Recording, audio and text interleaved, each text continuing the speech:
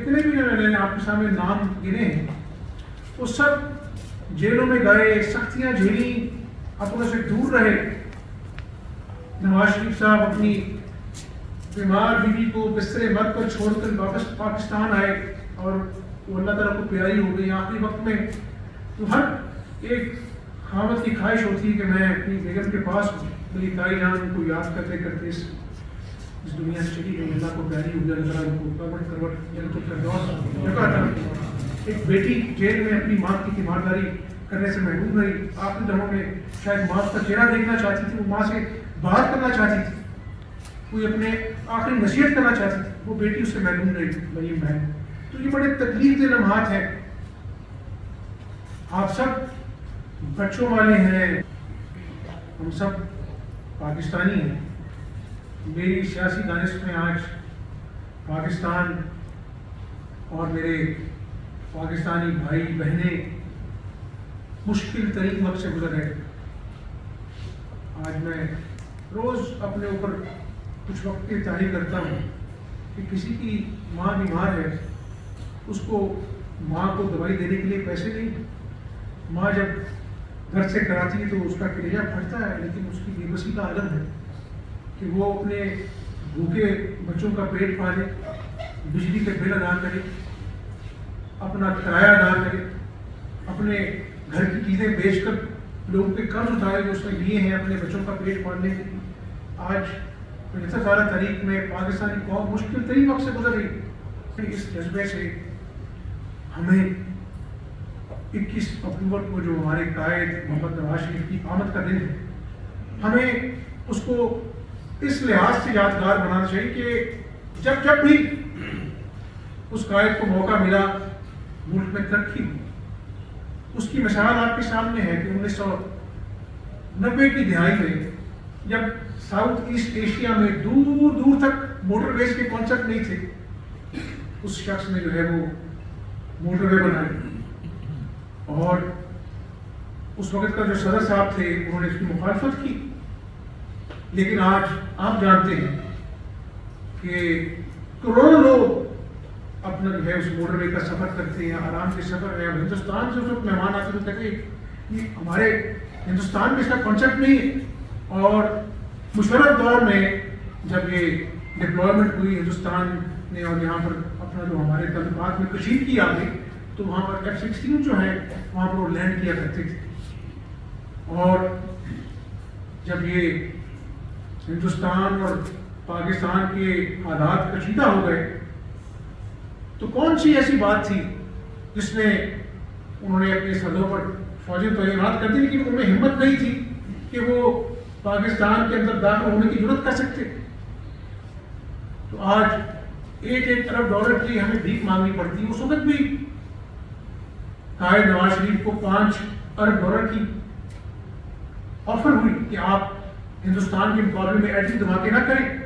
بڑا آسان تھا کسی کے لیے کہ وہ $5 ارب لے لیتا اور کہتا کہ ٹھیک ہے جی، ہم کسی وجہ سے مسجد کی بنا پر ہم ایٹمی دھماکے نہیں کرتے۔ نواز شریف صاحب نے کہا کہ $5 ارب آپ اپنے پاس رکھیں، جب پاکستان کی عزت اور غیرت کا معاملہ آئے گا تو ہندوستان اگر 5 دھماکے کرے گا، پاکستان 6 دھماکے کر کے اس کا جواب دے گا۔ قوموں میں 3 چیزیں بڑی اہمیت حامل ہوتی ہیں۔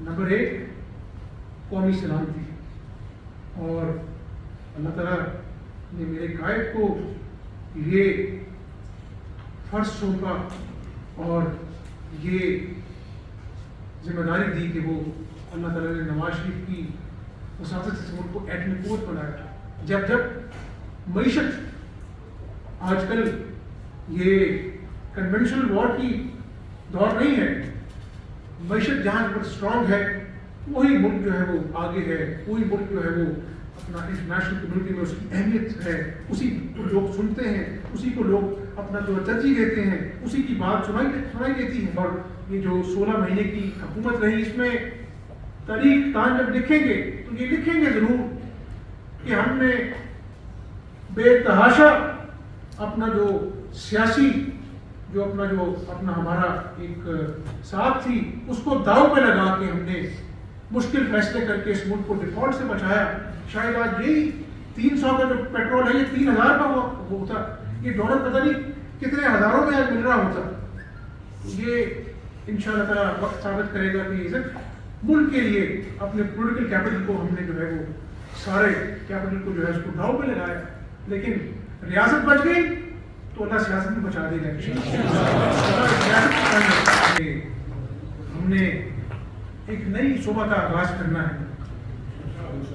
ایک قائد کو فقیر المثال استقبال دینا ہے اور قوم کو بتانا ہے کہ مایوسی گناہ ہے, ہم نے آگے بڑھنا ہے اپنے قائد کی قیادت میں. اور انشاءاللہ جس طرح پہلے وہ کہتے ہیں نا کہ ایک لائر جو ہوتا ہے وہ کلائنٹ تک جاتا ہے, اس کی کریڈیبلٹی دیکھتا ہے, اس کا ٹریک ریکارڈ دیکھتا ہے, کورٹ میں پروسیڈنگز میں اس کا جو ہے وہ کارکردگی دیکھتا ہے, تب جا کر وہ لائر کی فیس بھرتا ہے.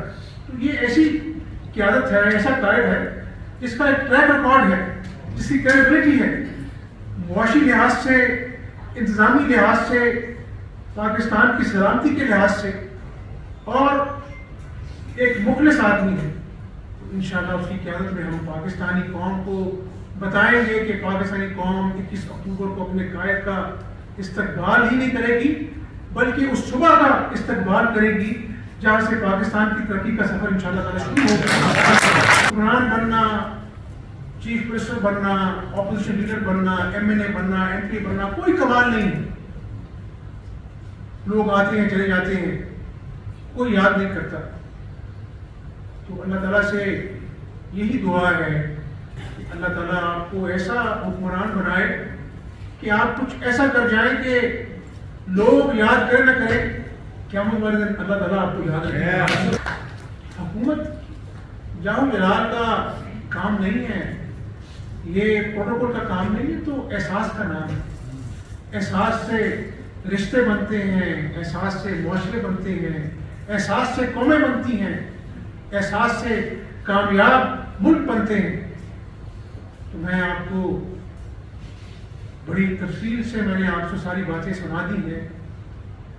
تو اسی احساس کے ساتھ ہم نے اس دن اپنے مخلص قائد کا استقبال کرنا ہے, اور شاید اس خیال سے کہ ہم نے اس ملک میں جو مایوسی کے سائے ہیں, غربت میں جو آج ایک عام آدمی کی زندگی کو اجیرن کر دیا ہے, ہمارے آپ کے بھائی بیٹے ڈگری ہولڈر ہیں, PhD کر لی ہے, لیکن نوکریاں نہیں ہیں, چھوٹی چھوٹی نوکریاں کر کے گزارا کرتے ہیں. ان ماں باپ نے اپنا پیٹ کاٹ کر ان نوجوانوں کو پڑھایا کہ ہمارے بڑھاپے کا سہارا بنیں, لیکن آج ان ماں باپ کے خواب ادھورے ہیں. ان کے دل پر چھری چلتی ہے جب بے روزگار بیٹا ان کے گھر میں آتا ہے شام کو تھکا ہارا. تو ہم نے ان ماؤں کو, امیدوں کو دوبارہ سے روشن کرنا ہے. اس ملک میں پھلنا ہے, پھولنا ہے. یہ ملک اللہ اور اس کے رسول صلی اللہ علیہ وسلم کے نام پر بنا ہے. انشاءاللہ ان کی مدد شامل حال رہے گی, اور مجھے امید واثق ہے کہ اللہ تعالیٰ ہماری کاوشوں میں برکت ڈالیں گے, اور 21 اکتوبر کو ایک فقیر المثال استقبال کر کے نواز شریف کی قیادت میں اس ملک کو دوبارہ سے قائد اعظم کا خوشحال پاکستان بنائیں گے.